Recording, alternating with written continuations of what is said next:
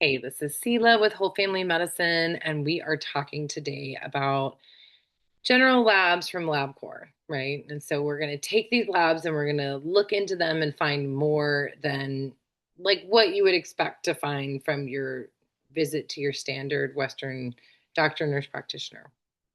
Um, I'm not completely certain, but I believe that the standard labs that most people would get for their patients would be a CBC, which is a complete blood count. It's looking at your white blood cells, your red blood cells. They'd get a CMP, which is a complete metabolic profile. And we'll go through all these, but it's essentially looking at kidney function, liver function, electrolytes, fasting blood glucose, things like that. And then they would also get a cholesterol panel and maybe a vitamin D, probably a thyroid stimulating hormone. And that might be the end of it. That might be it. So you're going to see that, we offer a annual package that's around $90, $95. And we're going to talk about what you get out of that. And then I've also added other labs that feel important to talk about and share. So we'll see what we can get through tonight. If anybody hops on and has questions, we'll be able to answer those. If not, this will just get posted to the Whole Family Medicine page for people to reference later on, especially if they want to go back and look at their labs and get more insight to them, things like that. So I'm going to use the the the form that I've been using in clinical practice. I was actually in the process of like changing it and making it my own. It says Chemstream and CBC results tracker form standard US units. That's the one that I've been using up until this point, although I am actually in transition and going to make myself my own as well. Um, so we're going to go according to that. So you might have to jump around your labs if you have like a Labcorp paper or a set of labs and you don't have the paper that I hand wrote on for you. But what I want to say a couple things is like, one, why do we do these labs? They're incredibly inexpensive. Like, each of these labs might be $1 or two. Some of them are $6. Um, we still can get a lot of information out of them. And the other reason is that we can do them and they're quick. Like I can gather information within a day or two. We have a lot of functional labs out there. They're really awesome. Gut microbiome test. We've got neurohormonal tests looking at hormone levels from the saliva standpoint, the neurotransmitters from the urine, which is just a little bit different than getting your hormones from blood. There's a one test that I'm really excited about that most of you guys haven't done. It's called the 3x4 genetic test. It's essentially like a inner swab in the cheek, and it runs your entire genetic sequence, and it offers the patient an incredible like 20-page book going through the gene sequencing and saying, hey, look, based on all these genes, these are protective, these are detrimental, these are okay, these are neutral. And based on all these genes, what you're going to find is that we're going to be able to tell you things as fine as how your mood and behavior, your memory and brain health, your histamine, how you're going to respond to um, different types of foods and activities and like what kind of supplements you might need more of. And so, the company offers this really great, like user friendly book. And also, I have a lot of education that I can offer on top of that. But essentially, what we're going for is, we're trying to look like this test is great. I think everyone should do it, but it's $300, and not everybody has $300 they want to throw into a test. Um, anyway, but we're here today to talk about LabCorp labs. I just kind of like also want you guys to know what else is out there in case you're interested. But to start off, the first thing on the Chemstream sheet is the blood glucose. So this is your fasting blood glucose. This is you ate 12 hours ago or you ate 8 hours ago, and how good of a job did your body do at using insulin to get the sugar out of your blood vessel and into the cell where it belongs? Your cells need food, their food is sugar.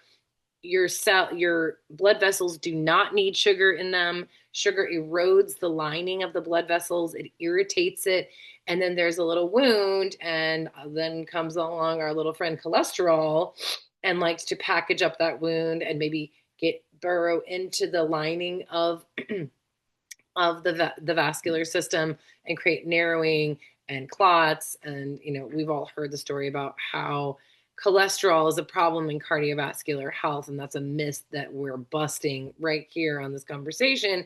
But also, this is like, why does this happen? You don't just get cholesterol and it doesn't just go like fill up your blood vessels. You have to get micro tears from hypertension and high pressure in the system, or from sugar eroding the vessel and things like that.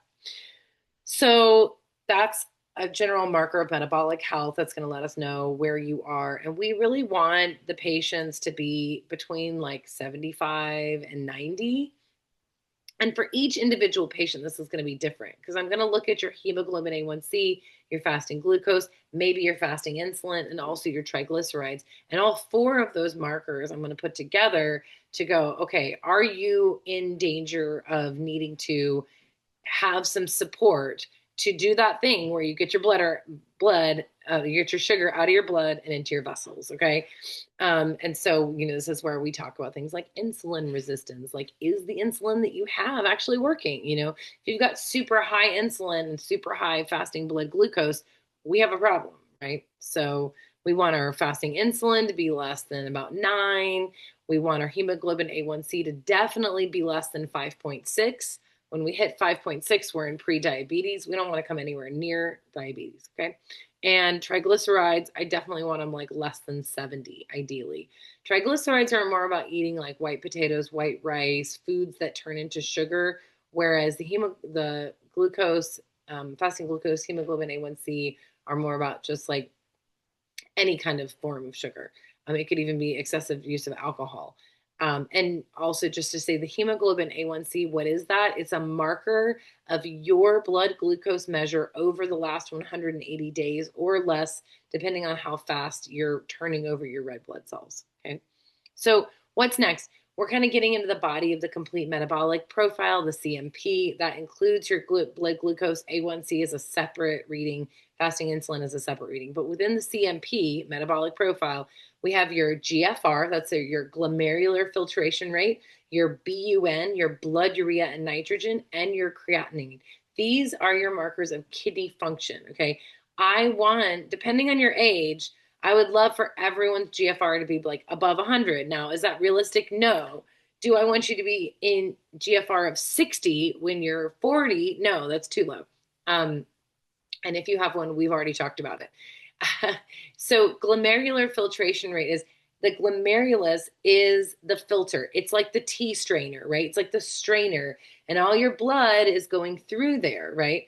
Now, depending on how the integrity of this filter is working, we can get a certain amount of blood through it, or we can't. Like if there's scar tissue, or there's not enough holes, or the holes are too big in the filter, it's going to be less or more functional, right? So most people, I want to see them above 100. Okay, so that's just a good place to be. Blood urea and nitrogen. You should not have a lot of urea or nitrogen in your blood. If the kidneys are doing the job that they need to be doing, they are removing those things. Also creatinine as well. Okay, so what does that want to be? Where do we want it? We want the BUN to be between like 10 and 16. We want your creatinine to be between 0.8 and 1.1. And that's sort of like the foundation for how we're looking at kidney function. Now, if someone's kidney function is off, I'm also going to look at the electrolytes to follow: the sodium, potassium, chloride, things like that. Most people whose kidney function is good have normal sodium, normal potassium, and normal chloride, unless they're dehydrated. And then in the case of chloride, some people have low chloride and they have low hydrochloric acid. So this could be a sign of low HCl, which is a sign of potential digestive dysfunction. Because if you don't have enough HCl, hydrochloric acid, to break down the food in your stomach, you are not going to have enough pancreatic enzymes coming out to break down protein. You're not going to have enough bile coming out of the liver and gallbladder. And in general, you're going to be depositing a bolus of improperly digested food into the duodenum, which is the beginning of the intestines, and no one's going to be happy from there. And we'll have to have a whole nother talk to talk about what happens from there.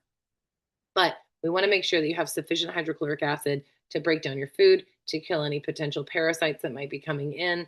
And also, I think those are the two reasons that I can think of. And to make support the release of other digestive enzymes because of the acidity of the bolus of food that's dropped into your small intestines. Okay. Next on the list is CO2. So I want you to be between 25 and 30. Okay. CO2 typically ends up being a marker of low B vitamin. Okay. So I use it as a marker of low B vitamin. It can mean if you have low CO2, it can mean like metabolic alkalosis and all these very detailed things, but that's not the case for most people. Sometimes if people are in a ketogenic state, we can have a lower CO2 as well. So we do want to know about that if you're on a keto diet. But essentially the CO2 is just a marker for me to know, okay, we need to bump up those B vitamins with usually a liposomal methylated B complex, or if you want to get really fancy and you want to use food-based things, bee pollen, a couple teaspoons a day, stabilized rice bran, which I haven't used, but it is a recommendation, and nutritional yeast can be ways to increase B vitamins. I have one patient that when she decreased her nutritional yeast daily from 2 tablespoons to 1 tablespoon, she found that her tinnitus came back. That's the ringing of the ears. And the ringing of the ears is usually evident of some kind of mineral deficiency. So for her, that was her B vitamins.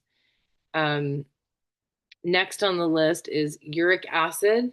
This is like my cheater way to determine if we're having leaky gut. So let's think about this for a second.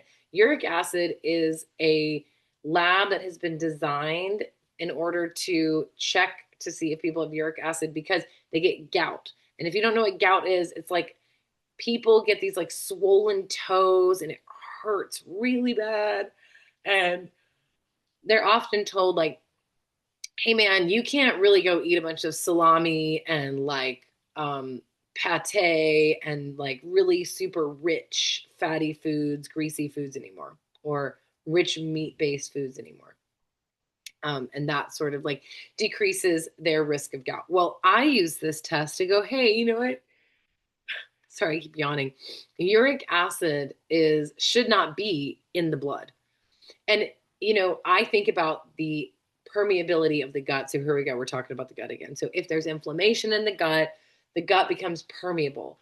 Then when I say the gut, I mean the small intestines, right? So we have this lining, this very thin lining right on the lumen of the small intestines. And that lining is like one cell thick. And these cells have these really tight junctions called gap junctions. And if they're like really good and really solid and like the gut's rocking it, we're not going to see macromolecules coming through the lining of the intestines and going into the blood. We're going to see like little magnesiums and little sodiums and little amino acids going out there, not protein and fat and carbohydrate. Like that should not be in your blood. That should be broken down.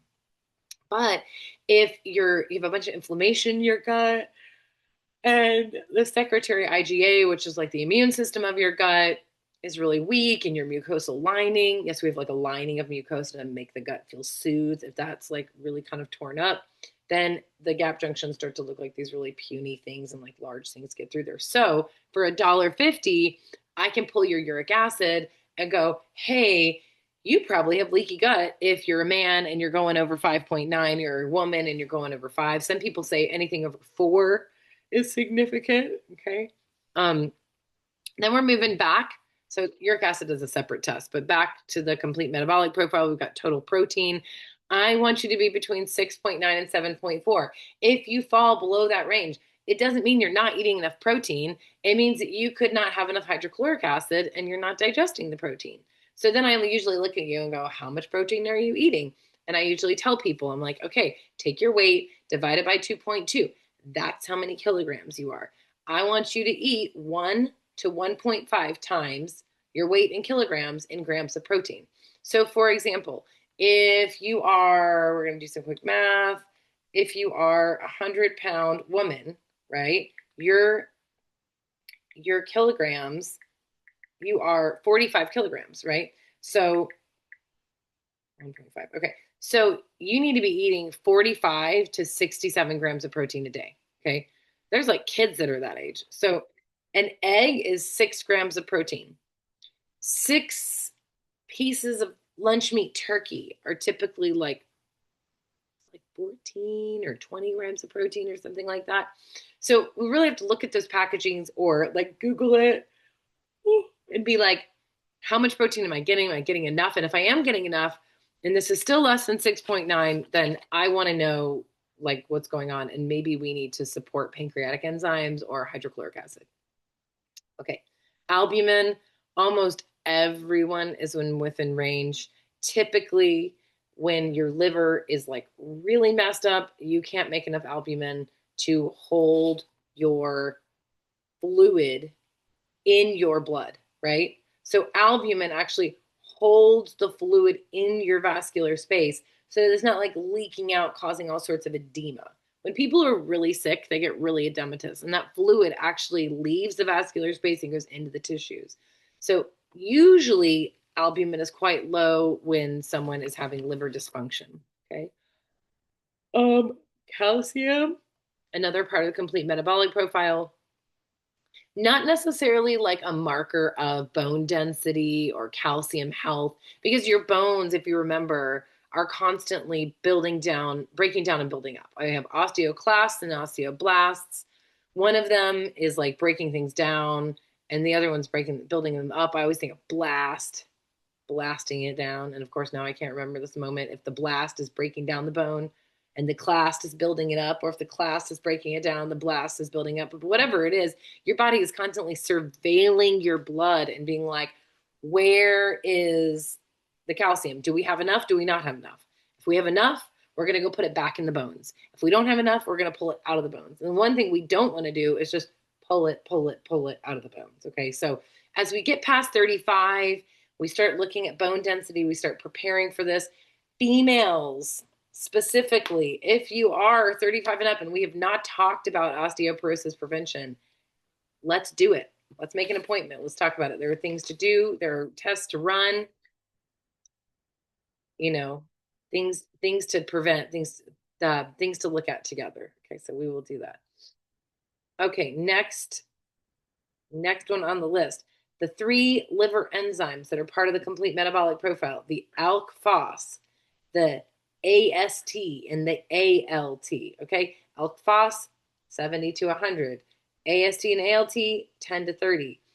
Nobody in my practice is going to show up here and have something that's like super detrimental with their liver, probably, right? I've even had patients that had cirrhosis technically, and their liver enzymes looked fine. So I don't think it was a correct diagnosis. But these, as they rise, start to tell us that the liver has some kind of dysfunction. The liver is having some kind of trouble, like allowing the detoxification process to operate as smoothly as we would like for it to. And I will tell you that there are other labs that we're going to review tonight that are better at indicating the relative function of the liver than even these. These have to go like 5 times their rate high to, or their optimal range high, in order to be significant. Okay. Oh, this time of night, I'm just yawning. So forgive me. Okay, then we're going to talk about, I'm going to skip and talk about bilirubin and globulin because they are also part of that same test, even though they're mixed up on my sheet. So bilirubin, I've never seen anyone's bilirubin off unless they've got like major gallbladder stasis because they don't eat enough fat and their gallbladder doesn't have to ever do anything, or they eat way too much and their gallbladder is overburdened, or they have a gall inflammation or a gallstone. Okay, so almost everybody's normal between 0.1 and 1.2. And globulin, we want to be between 2.4 and 2.8. If it's low or high, it can indicate digestive dysbiosis. What does that mean? We've got the wrong bacteria in the gut causing problems, usually secondary to not enough hydrochloric acid. Okay. Then I'm going to talk about the three markers of inflammation: the LDH, the SED rate, and the HSCRP. The LDH, okay, if that's off, we can look into isoenzymes. It's a test that will then pull the LDH and go, what tissue is inflamed? Is it the cardiac? Is it the brain? Is it the lungs? So that's really cool. Rarely is someone's LDH out of range. Usually in advanced mold problems or other kind of chronic disease. Someone's coming to me with a lot of issues and I might see it elevated then. I'm looking for 140 to 200. Okay. SED rate, less than 9, less than 7, something like that. And HSCRP, this is AHS, highly sensitive CRP. Okay. So this is your standard C reactive protein. I want it less than 1 for women and less than 5.5 for men. Okay. So GGTP. GGTP is an awesome liver marker. I want it to be between 10 and 30. If it's below 10, sometimes that's another marker of B vitamin deficiency. GGTP will let me know, like, are you drinking 3 drinks a night? Like, are you just like a social drinker that likes to go out and have a couple drinks? It helps to see like how the liver is bouncing back from any kind of assault on the liver, really. So if we're above 30, or sometimes some people would even say above 25, we need to look further into that. And a lot of these are screening tools, right? Like, okay, something's going with the liver. Like, let's do a deep dive. Let's figure it out. Okay. Okay, then I'm looking at total iron. Okay, so this is where I just have to stop for a second and just say, there's this guy, his name is Morley Robinson. He's a medical researcher. He created this thing called the root cause protocol.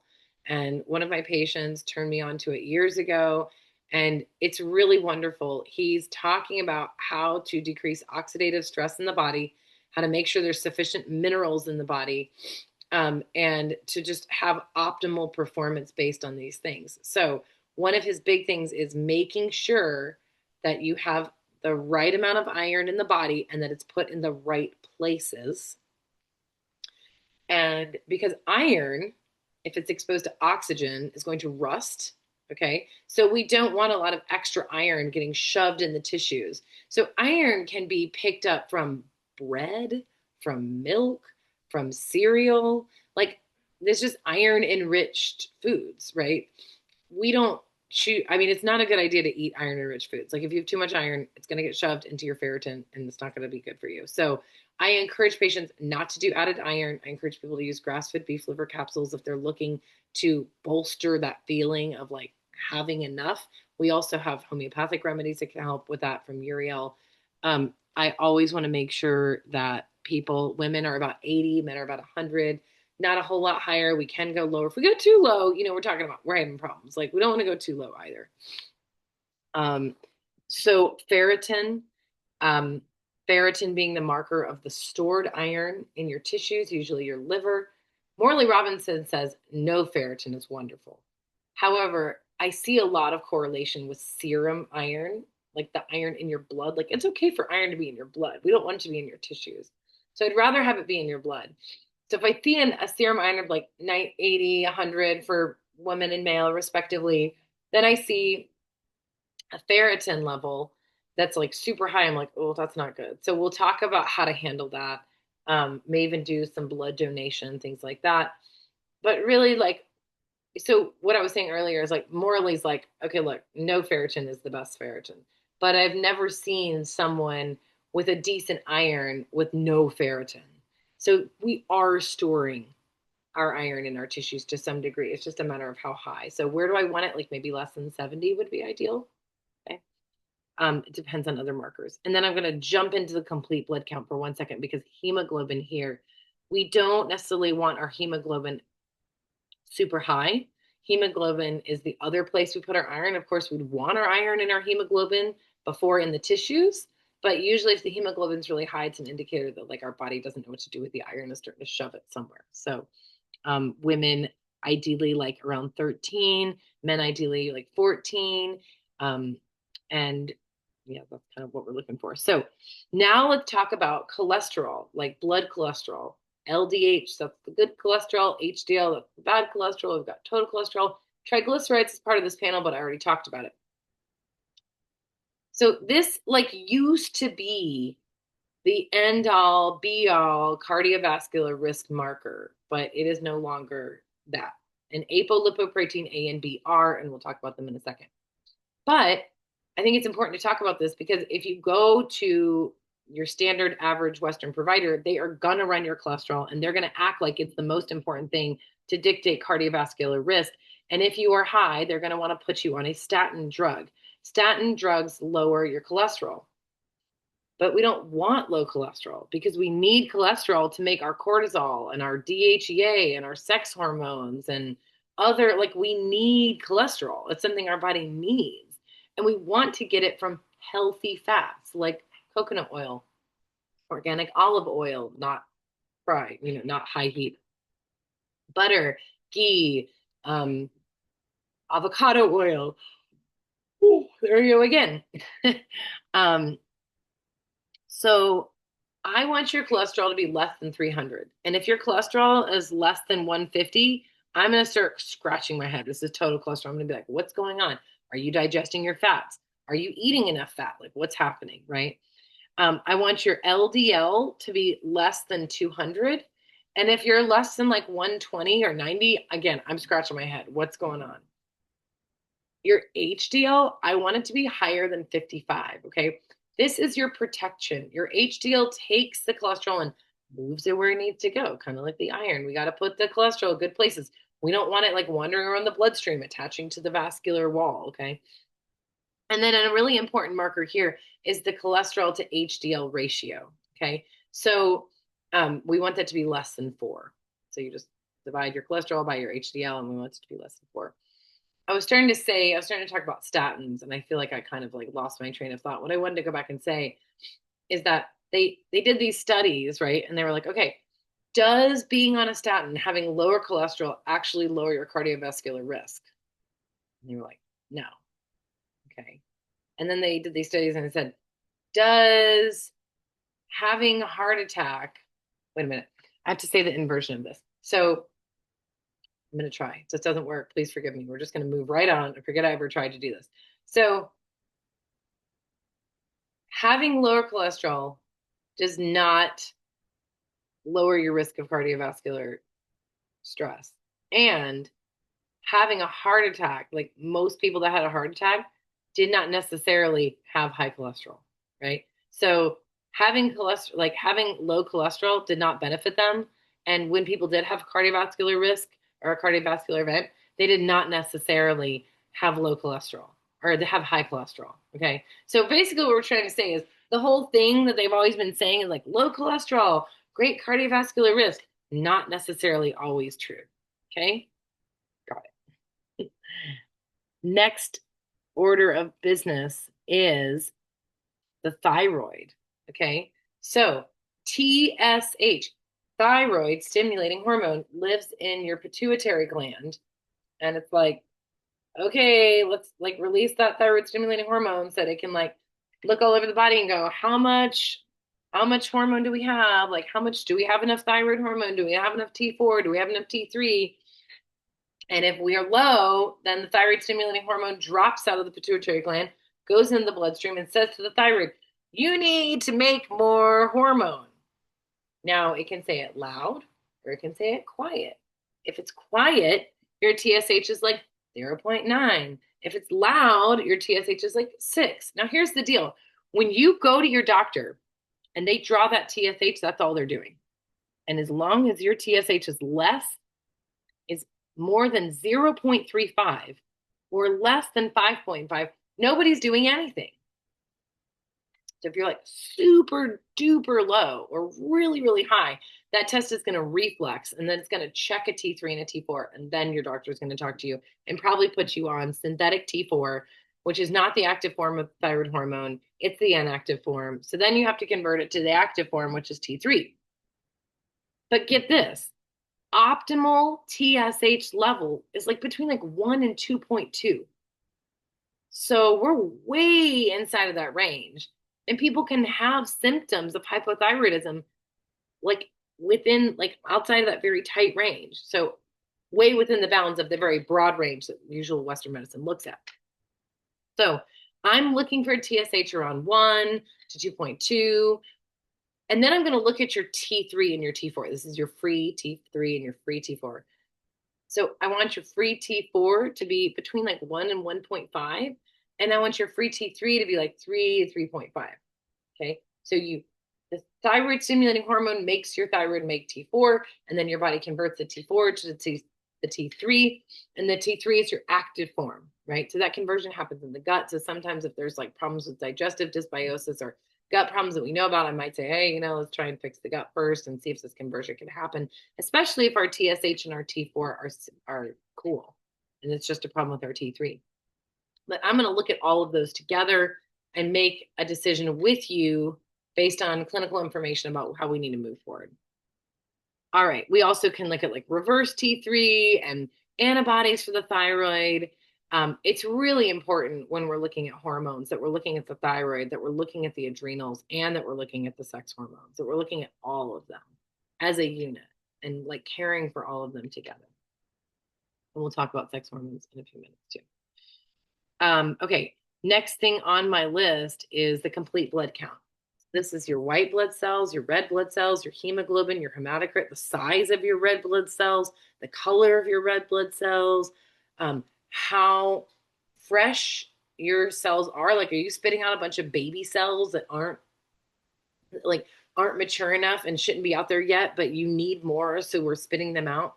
And also the 5 types of white blood cells: neutrophils, lymphocytes, eosinophils, monocytes, and basophils. So white blood cell, tight range, 5.5, or sorry, 5 to 7.5. If you're below that, sometimes you are not digesting your food very well and you don't have sufficient pancreatic enzymes.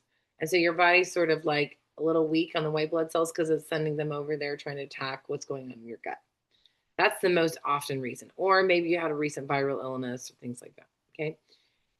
Red blood cells, typically between 3.9 and 4.5 for females, 4.2 to 4.9 for males.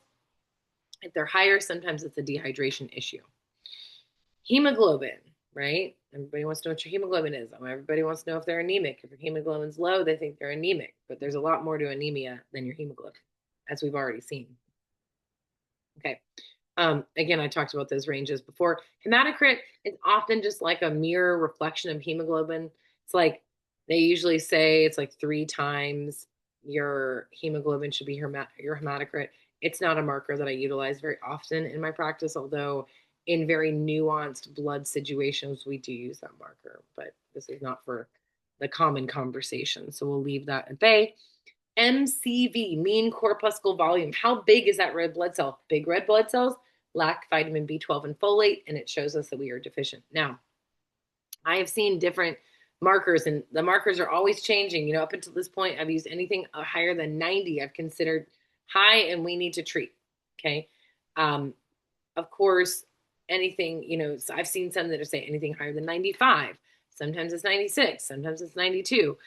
But then again, if we're looking at something that's telling us that we have large red blood cells and we might be low in B12 and folate, we can also look at the CO2. We can also look at the, what was the other one? Just on my head. The CO2, and the GGTP can sometimes indicate that, and the homocysteine, which we're going to talk about in a minute. So like, if your MCV is like 90 or 91 or 89, but all these other things are high, we're still going to treat with those B vitamins, okay? Platelets really only matter in nuanced situations with clotting disorders. The RDW, we want it to be less than 13. If it's higher than 13, that's when we're spitting out many more small cells that are probably too young to be out in the blood, but we needed more, so we spit them out. So it's just an indicator of some kind of chronic problem that we should deal with. All right, neutrophil to lymphocyte ratio. This is super important. If it's off, I go looking, I go digging, and we're not going to stop digging until we find the answer of why it's this way and we fix it. Because an NLR should be between 1 to 1 or 2 to 1. neutrophil to lymphocytes. You want your neutrophils 2-to-1 to your lymphocytes, 2 neutrophil to 1 lymphocyte, or 1-to-1. Less than that can often mean cancer, leukemia, things like that. More than that, we call it all-cause mortality. So if you have three neutrophils to every 1 lymphocyte, we have a problem. We need to fix it. It's either an autoimmune condition, or it's a cancer, or it's a series of a lot of things, but we need to figure out what it is, right? And it's a problem, and it's going to shorten your lifespan. The only time when this is different is in children and in pregnancy. In pregnancy, it's very normal to have high neutrophils and low lymphocytes. Monocytes, we want them to be less than 7. And when they're elevated, I go, hey, do we have a sneaking viral infection that is on slow burn, like herpes or cytomegalovirus or Epstein-Barr from mono, as something just like burning and just taking our energy all the time, okay? Sometimes it's high because someone has parasites. And the way that we would know the difference is that if the eosinophils were 3, 4, 5, and higher, I'm thinking we've got parasites. So sometimes the monocytes are elevated from that. Basophils can also be elevated beyond 1 for parasites. Okay, next. ApoA and ApoB, okay? The most important thing of these is about the ratio. We want ApoB, this is our cardiovascular risk marker. We want our ApoB to be low and our ApoA to be high. Now, 90, 100, 110 is a good ApoB. Our ApoA, we want it like 164 or higher. However, if our ApoB is like 110, we want our ApoA to be even higher. So for men, if you have a ratio of 0.7, that is an average cardiovascular risk. For women, if you have a ratio of 0.6, that is an average cardiovascular risk. The half average risk is not printed on the Labcorp paper, so I don't know what that is. As you go higher, we go to 2 times, 3 times the risk. Woo. Okay, so we work to change that if it is high. Then I've got vitamin D and vitamin A. I check those together because vitamin A, retinol, is responsible for managing the copper moving through the body. Okay, if we have enough retinol and we have enough B12 and we have enough copper, and I may have said moving copper through the body, I meant iron, but anyway, if we have enough of those, the copper is going to be protected and transported to the right places, even if we have high levels, okay? So I want to check my vitamin D and my vitamin A together because it's a ratio, and it's important that the ratio is correct or we can have some chaos. Vitamin D should be a 1, and vitamin A should be a 2 or a 3. So we want our vitamin A to be 2 to 3 times what our vitamin D is. Vitamin D is the gas pedal, but vitamin A is the steering wheel. So going super high in your vitamin D because everybody's super hyped up about getting their vitamin D up to 80 is not necessarily good for you if you don't have enough vitamin A. And I'm not talking about beta carotene. I'm talking about retinol. Beta carotene comes from carrots and orange peppers and things like that. And it is a very hard conversion to make in the body. Where do we get retinol? We get it from animals. So we get it from grass-fed, sun-drenched soils that the animals are eating, chomping up all that grass, and we're getting it through the liver, through the eggs, through the butter, all the things. Okay, but the best way to get it, if you really want to get it, is grass-fed beef liver, eating 4 to 6 ounces a day, or taking 6 capsules of grass-fed beef liver a day, like freeze-dried. And cod liver oil, 5 milliliters a day, or 4 gel caps. And I like I don't like Rositas. I don't know what I'm saying. I like Jigsaw. It's more affordable, it's better tasting, and it's a very similar high quality practice to the production of cod liver oil as Rositas is, which is considered like top dog. Okay, magnesium RBC. Okay, so we burn magnesium when we're stressed. We need magnesium for like 3,000 biochemical processes in the body. So magnesium, we want it to be 6.5. Most people come to me 4.9, 5.1. You can take 5 times your magnesium in your body weight a day. So if you weigh 100 pounds, you can take 500 milligrams of magnesium a day. And the best thing is to do some magnesium glycinate and some magnesium malate, and get yourself a bottle of that trace minerals compound, liquid stuff that you put in your water that makes it taste like salt, that I've come to love the taste of. But most people don't like the taste of it, but I really like it now. Um, and spread that 500 milligrams for your 100-pound person over the course of the day and over the course of like all these different products. So you could get like 250 from your 40 drops of trace minerals, and you still need another 250. So you could do like like one or two magnesium malate and one or two magnesium glycinate at night. Now, if you can tolerate it, you can take that. What does it mean to tolerate it? It means that you're not getting loose stool. So if your stool starts to get loose, back on back, and that's where you live with your magnesium, and then we'll check your blood and make sure it's high enough. And if it's not, then we'll talk about Epsom salt foot baths and magnesium topicals. And I have seen people who take lots of magnesium Epsom salt foot baths, and baths actually have high magnesium levels. So magnesium is responsible for your neurotransmitters, for your like, so that's like your mental health, for your hormones, and like I said, for your energy. I mean, it's like it's baseline, like crucial for your wellness. Okay. Um, okay, then we're gonna talk about homocysteine. I love trying to explain about homocysteine. It's highly complex, and I try and make it simple. Homocysteine can indicate to us if the liver is having trouble with its detoxification process. When everything comes into the liver via the liver portal vein, right? You've got your hormones, you got the we got the glyphosate that you breathed in that somebody was spraying near you. You got the foods that you ate, like everything out and in that hits your body that you take in, hepatic portal vein right there, going in. Okay. And then these things are like all kind of like somewhat stable, and the liver goes, okay, break it all down, like make it super volatile. That's phase one, liver detox. And then phase two is like package it back up, make it super like nice and pretty, and then shoot it out the colon if it's meant to leave through the poop chute. Okay. So can this thing happen? The difference between can this thing happen and not can this thing happen is like major function versus dysfunction in the body. If you've heard of MTHFR variants, like this is that, right? MTHFR is one of the 6 pathways in the second phase of liver detox. Estrogen goes down one, testosterone goes through another one, glyphosate goes through another one. So these things that your body's processing, they're going through these pathways, right? MTHFR is one of, or methylation is one of those pathways. So what does homocysteine mean? If it's higher than 7, I'm a little concerned. And I want it to be back lower because high homocysteine, elevated risk of Alzheimer's, elevated risk of cardiovascular disease. Not to mention, it's just a sign that things are off. And we want these things to be good, because if things are off, we may not be able to say every single thing that's off because of it, but we know that if we can bring it back into balance, that you're in a state of health that we can lean on and we can feel secure in. And these are markers for, mitochondrial function, for energy production, for detoxification.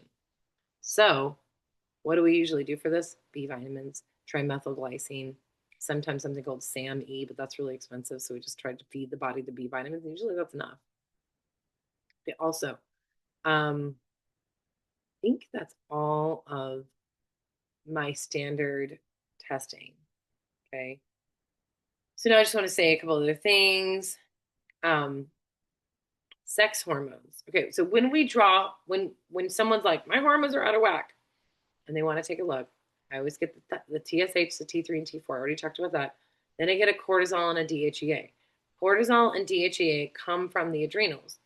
Cortisol could be super high because you're like super stressed, or it could be super low because you've been super stressed for so long that your adrenals just quit on you and now they're bottomed out.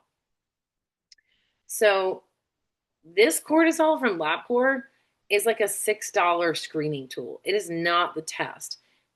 Labcorp has saliva samples that we can do. I think it's like 40 or $50. Or we can do the saliva test through the functional labs, and it's like, I want to say it's like 200, and it's like your cortisol and your DHEA and your sex hormones, If you add the neurotransmitters on top of that, it's like 300, I think, or maybe it's just 200. Between 2 and 300. Um, anyway, so that's a fabulous test.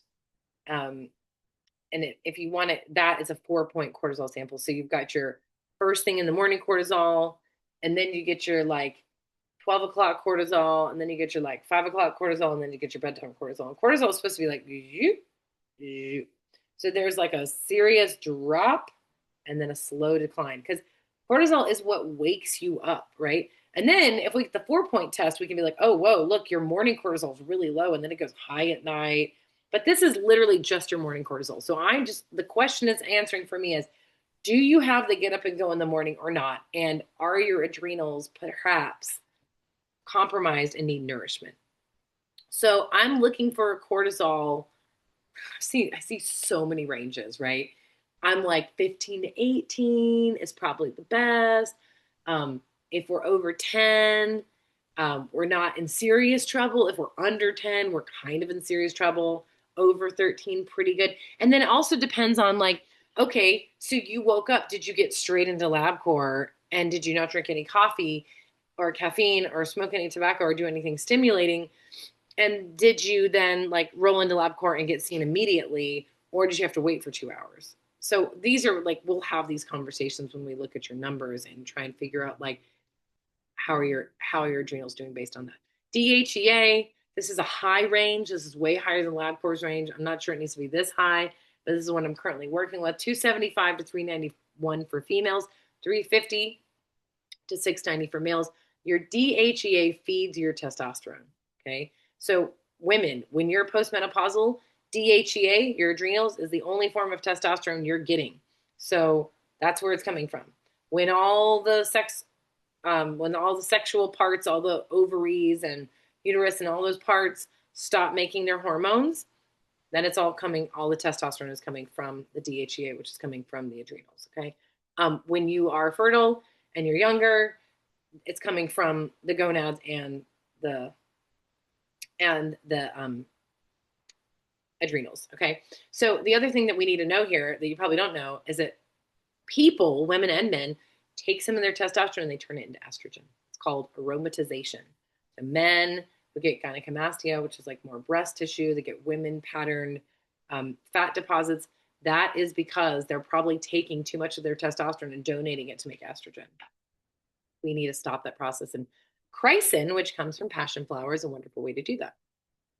And I love passion flower. It's like an epic, amazing plant. If you haven't seen a picture of it, Google it. It's a beautiful, beautiful, wild looking flower.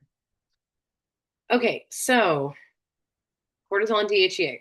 Feed the adrenals with adaptogenic herbs, Gaia HPA, day and night products, rhodiola, ashwagandha, milky oats, holy basil, lemon balm, throwing in some nervines in there but these are stress modulators, right? Life is still going to keep coming at you, but if you can nourish your adrenals, you can have a little bit of like a ballast or some buffer. Okay. So we check the adrenals, we check the thyroid, and then we check the sexual hormones. And I'm going to do women here because this is mainly women. Men, we have different ranges and we'll talk about those. But women, most women feel good between 100 and 200 on their estradiol on day 19 to 22. This is all day 19 to 22. We have to do it day 19 to 22 of a 28-day cycle. If you have a 25-day cycle, we have to take 3 days off of that. So then it becomes day 16 to 20, day 16 to 19. So we're getting it 5 to 8 days after ovulation, or 9 to 6 days before bleeding, or something like that. Okay. So women feel good at estradiol between 100 and 200, progesterone around 15 to 30, testosterone around 25 to 45. And we're also looking at the follicle stimulating hormone and the luteinizing hormone for women. If we're less than 10, we are not in menopause yet. As those estrogen declines and we hit menopause more and more, those things start to go up and go, come on, drop some eggs, make some babies. So you'll see the FSH and LH sort of rise and continue to rise. And that's when we can start to talk about menopause. DHEA, we talked about DHEA, sex hormone binding globulin. If you are a man, we want it between 40, I think it's 40 and 56, and women between 50 and 80. Really, it's a problem if it's high. If it's high, it does exactly what it sounds like it does. It binds your sex hormones. So if you're like trying to, feel your testosterone and feel your progesterone, you've got normal levels, but you've got high sex hormone binding globulin, then you're going to notice that those levels, you don't feel them as much. You don't feel those moderate sex hormones. Okay. Um, we're coming to the end of this conversation, thinking about how I want to like bring it in, because this is just one where it's just me, so I don't have the feedback of the other folks here tonight. I was super late in letting everyone know about this talk, and I might just do it again, like in November. We might bring it all together and talk more about just like labs in general. Um,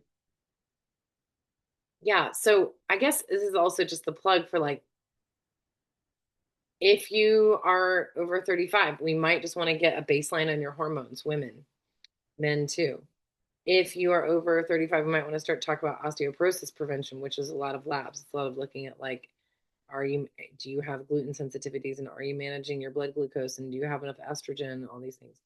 Um, it is important to know about our other tests that we have available. It is important to know that we can do a gut microbiome test and have a really good understanding of if we have sufficient enzymes and what bacteria is in there, the good and the bad and the ugly, and do you have parasites, and do you have H. pylori, which is the bacteria that causes ulcers, and do you have viruses in there? Are you having histamine responses, things like that? Um, the micronutrient tests are really good. Wondering like, am I getting enough of vitamin C and vitamin B and this and that and the other? That's around 200. The gut test is also about 199.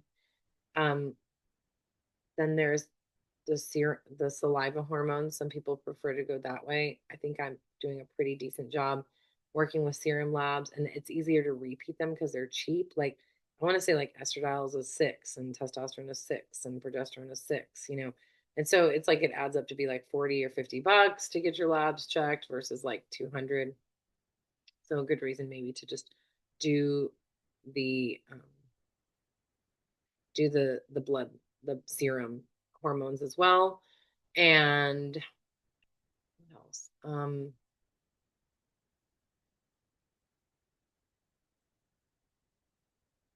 Gut and neurotransmitters as well.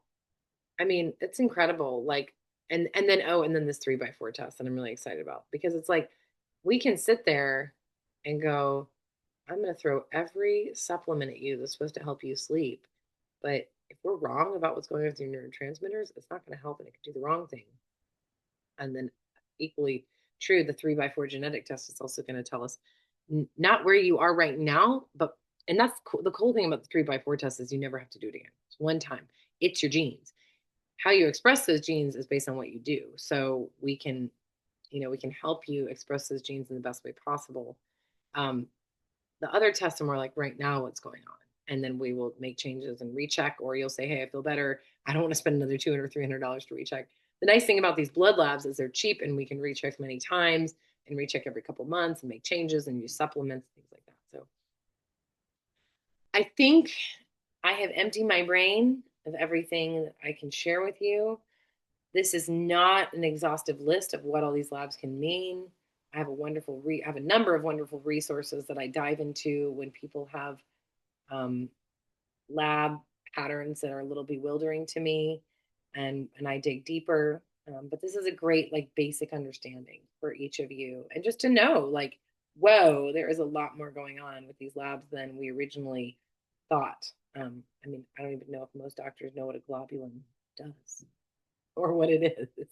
I certainly didn't before I took my education to the next level. So everyone have a beautiful evening. Thank you for your kind attention, and I will be posting this. So many blessings to you all tonight. And may you continue to be empowered through this educational series.